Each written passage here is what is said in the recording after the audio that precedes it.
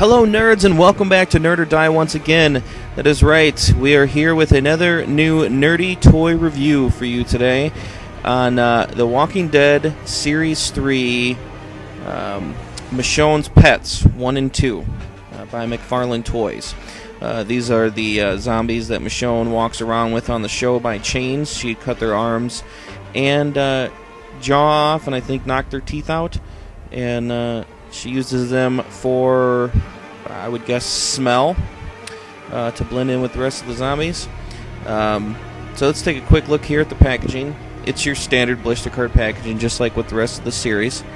The boxes are skinnier than Season 1 and 2.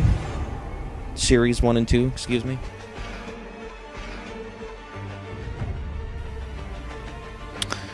As always, on the back of both of the boxes, it's got the product placement for the rest of the line. Alright, let's see what these guys look like together. Yeah, it's just... these figures are great. I'm really excited about these. Not every Mcfarlane figure or Walking Dead figure makes me happy, but these really do. The accessories and just everything alone makes these figures great. Alright, let's rip them out and take a look at them here. I love what they did with the paint on this figure. The way that they added the blood coming down from the severed arms, bleeding onto the leg.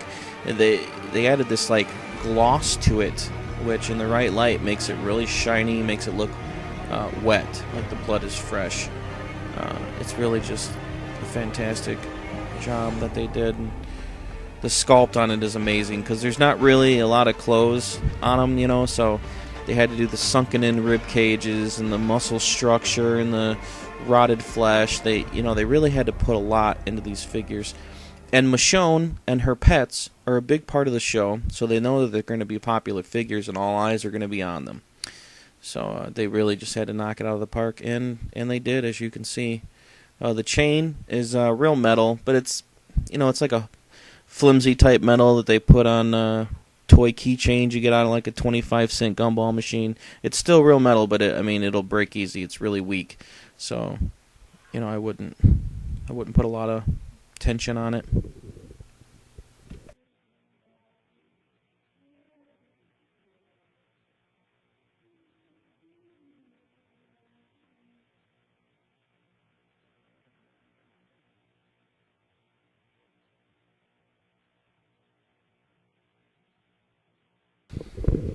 I love what they did here with the rotting flesh on the back.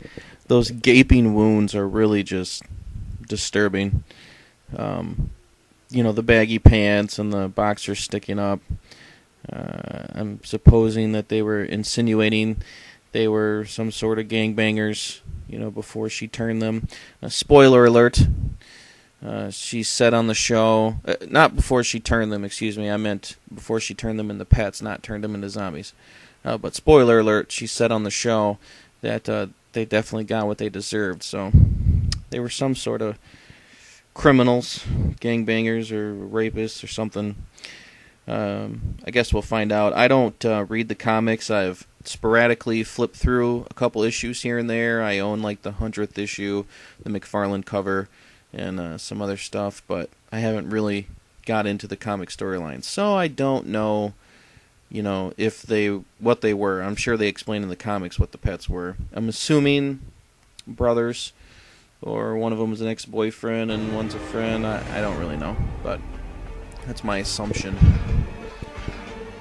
Yeah, this is the other pet. So now, to differentiate between the two figures, this one's hunched backwards instead of hunched forward, and has a different expression, different wounds. He's got a big gaping hole right there in his side.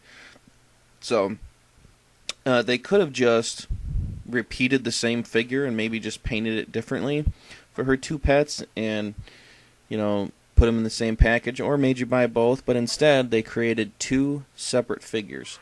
And I really like that. I really think that shows that they went above and beyond for this, that they didn't just give you two of the same figure.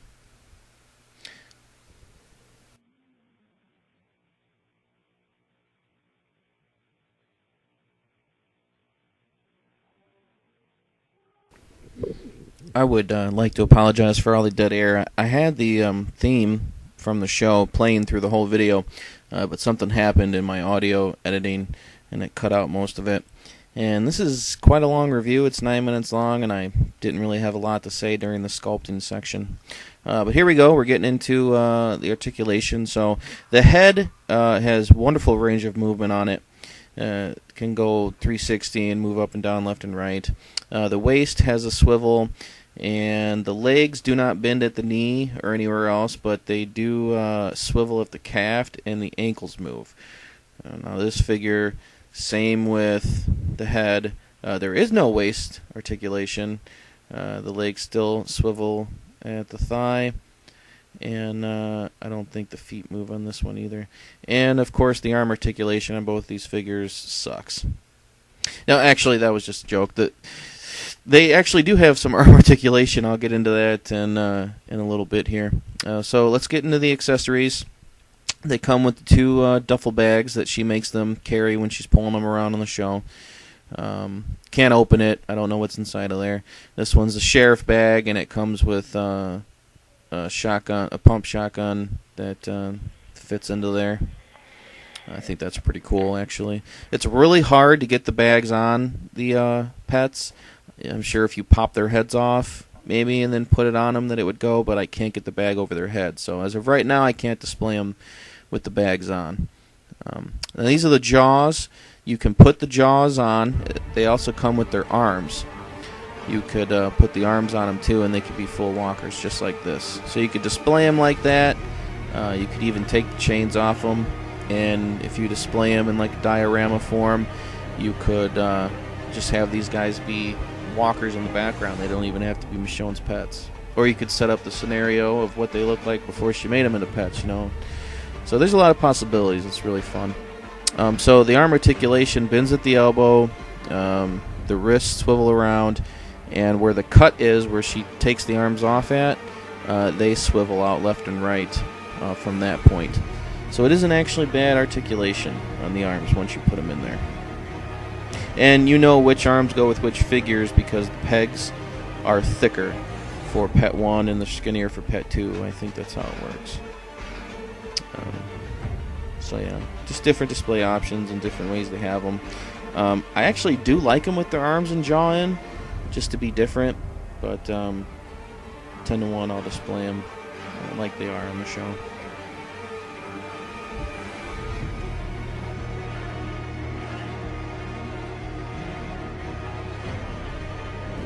Word of caution, be careful with this jaw. I can't get it in properly, so I kind of just stuck it in there sideways, and now I lost it. Yeah, just be careful with that jaw. It's hard to get in. I need to make a YouTube tutorial on how to get the damn thing in. I need to watch a YouTube tutorial first on how to do it. Okay, this is how I want to display it. I mean, this is just badass. There's no other way to say it. Looks great. Looks like it's taken right from the show. Sculpting is awesome. I love having Michonne there in front. It really just adds to all of it. Alright, time for size comparison. This is the regular Mcfarlane 5-inch figures compared to NECA's Nightmare on Elm Street 4 Freddy Krueger and David 8 from the Prometheus line. And those are about 7-inch figures. Alright, well, that is going to do it for me. I'd like to thank you once again for joining Nerd or Die today. Remember, if you like me, my videos, or what I have to say, please rate, comment, and subscribe below. Also, Nerd or Die now has Facebook, Twitter, and blog. I've included the links to those in the description below. So thank you again, and stay nerdy. Bye-bye now.